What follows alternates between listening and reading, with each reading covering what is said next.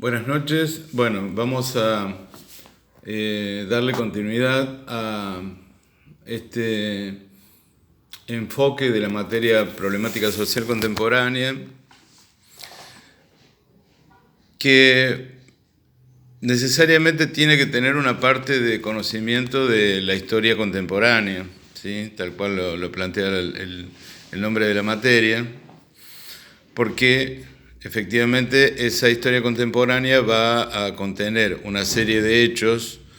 de extremada importancia que van a dar forma a las sociedades en las que nosotros vivimos hasta el día de hoy. Es decir, es muy difícil poder dar una explicación a las problemáticas sociales que actualmente tenemos si no entendemos cuál es la estructura social y económica en la que estamos viviendo desde hace ya muchísimos años. Es por eso que nosotros iniciamos la materia haciendo un muy breve análisis de lo que se denomina imperialismo, que es la forma económica que toma el sistema capitalista desde finales del siglo XIX en adelante, y que se termina de conformar entre finales del siglo XIX y principios del siglo XX. ¿Sí? Eso ya lo vimos con el texto de Erich Hobsbawm, donde analizábamos las 7 características que tenía y yo les acerqué a su vez una explicación de alguna de ellas como para profundizar un poco, ¿sí? Ahora vamos a ver un fenómeno que es la Primera Guerra Mundial y es importante que no perdamos el vínculo que tienen una cosa con la otra, porque cuando nosotros veamos, ustedes en la actividad que tienen que hacer,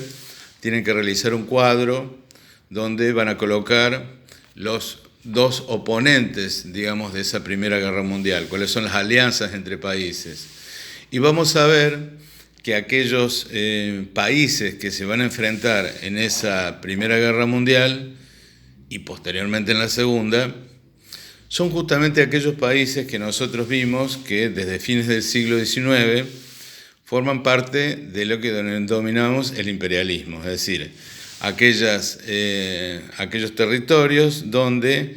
los capitales más concentrados logran un proceso de acumulación de capital que en competencia con otros capitales logran derrotarlos, es decir, logran producir mercancías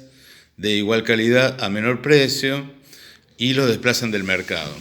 Este proceso, esta puja entre capitales lleva a un proceso de sobreproducción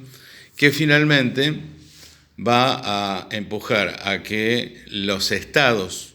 nacionales que representan a cada uno de estos capitales, es decir,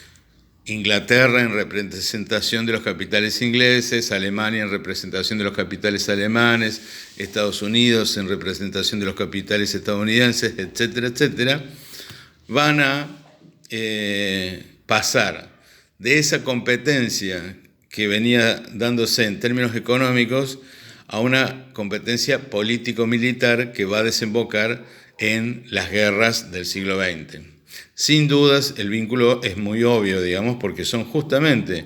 aquellas en lugares donde se transforman en potencias económicas las que luego van a ser los que van a liderar las diferentes alianzas en las guerras mundiales. Es decir, por un lado Inglaterra y por otro lado Alemania, en el caso de Europa, y a nivel mundial los Estados Unidos, que va a tener un rol importante en la Primera Guerra Mundial y sin duda en la Segunda Guerra Mundial también. Por eso es importante entender que cuando nosotros analizamos un problema de carácter social, siempre tenemos que ver cuáles son las determinantes económicas que están detrás de ese problema social. Siempre existen esas determinantes económicas. Si hoy tomamos cualquiera de los problemas sociales que tenemos, sea, por ejemplo, la imposibilidad de conseguir un trabajo, la imposibilidad de conseguir un trabajo que esté remunerado acorde al esfuerzo y a las necesidades que tienen los trabajadores que lo toman, las diferencias sociales cada vez más notables entre aquellos sectores que tienen mayor cantidad de ingresos y los que tienen menor cantidad de ingresos en la sociedad. La incapacidad que muestran todos los gobiernos, no importa el signo político que sean, para modificar esta situación desde hace décadas, no desde ahora, sino desde hace mucho tiempo. Todo esto nos muestra, o por lo menos nos da una señal, de que hay algo que hay detrás de toda esa situación política superficial y que tiene que ver con la estructura económica que está empujando ciertas situaciones. Bien,